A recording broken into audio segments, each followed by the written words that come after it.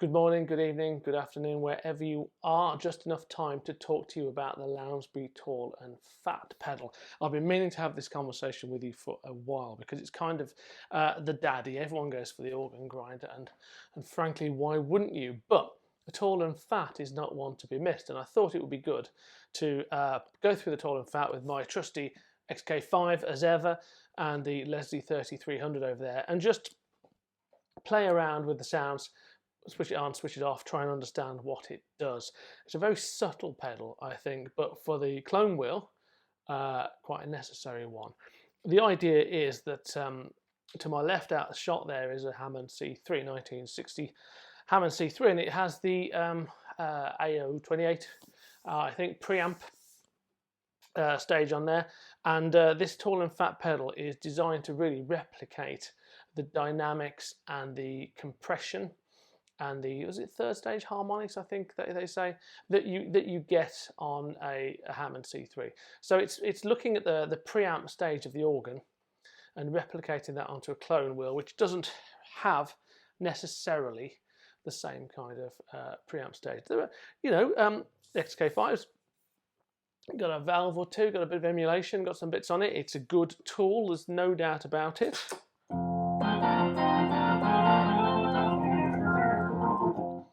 Sounds pretty lovely, doesn't it? Okay, there's a bit of valve going on over there as well. It sounds pretty good. So what I thought I'd do, quite simply, is just get these two things lined up together. Play a few stars, see what the differences are, engage and disengage the Tall and Fat, and see if you can make your mind up yourself. I'll come back at the end, really, and I'll tell you what I think. Okay, so here we go then. This is the XK5 straight into the 3300. A bit of F blues.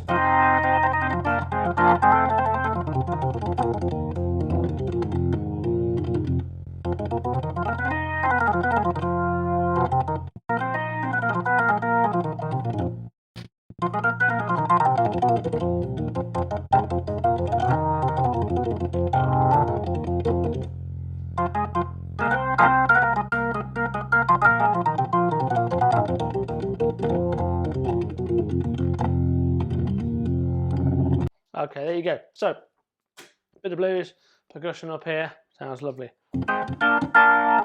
So, I'm going to engage Tall and Fat. I've got the levels right, and I've got it quite fat. So, there you go. Okay, so it's on. No discernible volume level. Let's have a listen now.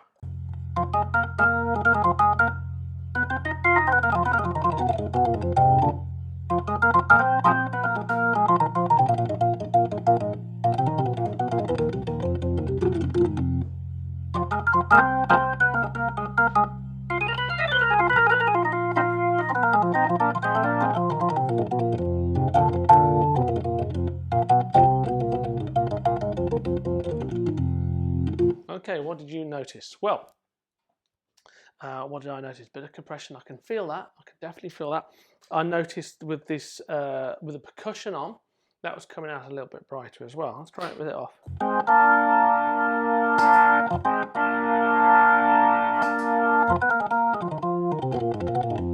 On. Off. Wrong way around, sorry. Off. On. There's a bit of drive in there because it's compressing up.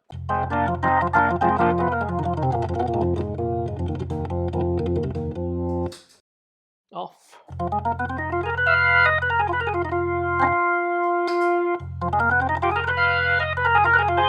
So starting to, things are starting to happen, aren't they? Obviously, I've got it in thug mode straight away, of course. Let's have it as fat as it can be. So, same again. Off.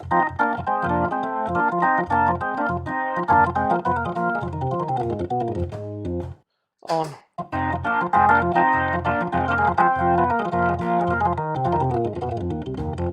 Feel a bit of warmth, which is bizarre because it's a pedal. Feel a bit of drive. I can feel that. I can feel it being squashed, or what, yeah, I don't know what, fattening, I don't know, talling, but compressing for sure. Off. Some character there, isn't there?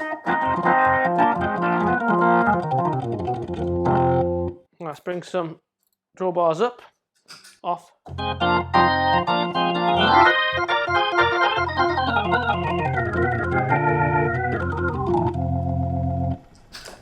On.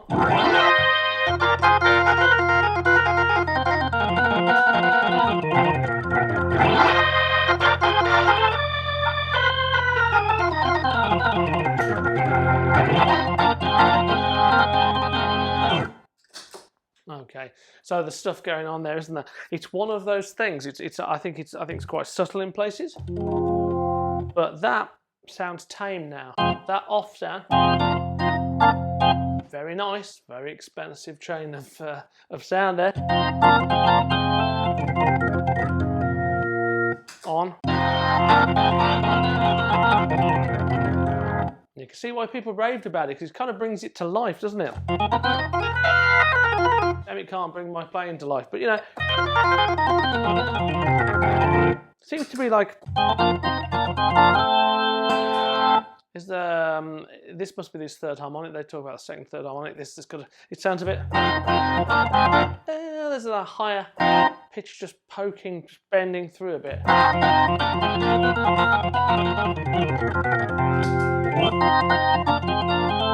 Very nice. If you were going to be a bit more, a bit less overdriven, let's go.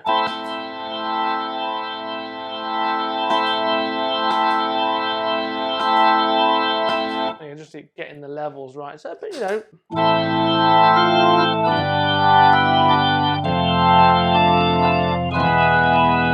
on.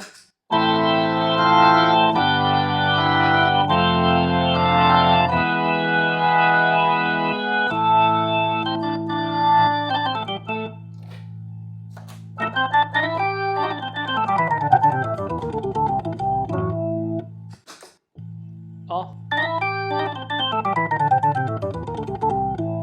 Yeah, that compression's really starting to sound good now, isn't it? Let's do the old child in time, see how that sounds. Off.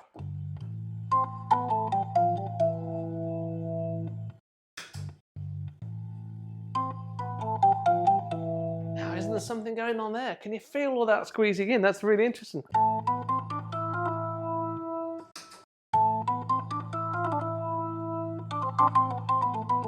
Then on.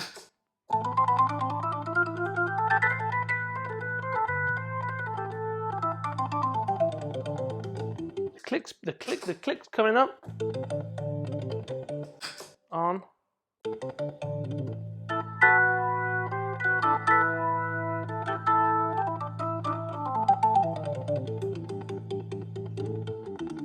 That is one subtle pedal, isn't it? Well, okay, so what have we learned? There's some height in it, there's some tall in it, so that's boost. Have we learned that? I'm going to learn it now. Go on to... Right, so I can hopefully not overdriving that, but I can boost the amplifier via the tall. So that's a gain stage, which is what you want in lots of things. Certainly with a Leslie 3300, we can push that valve a little bit harder, maybe than the Hammond can on its own, the C3, the XK5 on its own. Although there is a fair bit there as well, but maybe a bit more subtle. And also we have this fat knob, which is where the dynamics and the compression seems to come in, and I can really tell the difference there. It'd be interesting to see what you think. Actually, put it in the comments. Let me know if you're happy with what you're hearing there. Let's make it really fat without killing everyone's ear holes. So that's the grungiest it's going to be. There's a lot of going in there, isn't there?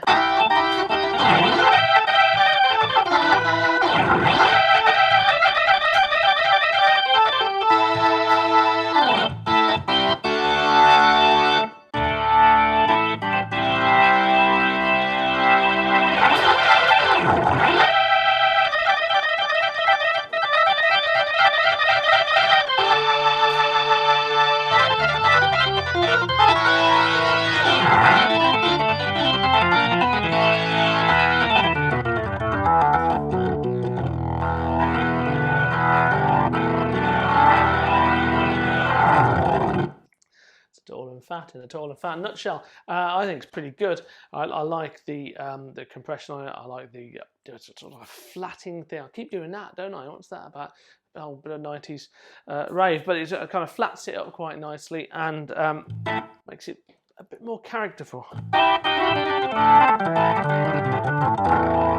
think for recording, very good. I think if you want to stand out, your organ sound wants to stand out above the crowd. It'd be interesting to see what it would be like on one of those red organs that they have these days, wouldn't it? And see what it would sound like there. Would it make them sound a bit more realistic, a bit more convincing? Someone will have to send me one, and I'll let you know. Okay, so we've had a whistle-stop tour of the Lounsberry Tall and Fat pedal on a Hammond XK5 and a Leslie 3300. Let me know what you think. What have I missed? What sounds are there that I'm not quite catching, or what have I managed to catch that maybe you hadn't caught, or even what is it that you're looking for? I can have a bit of a play with that and let you know. Comments below. Thank you very much. I'll see you soon.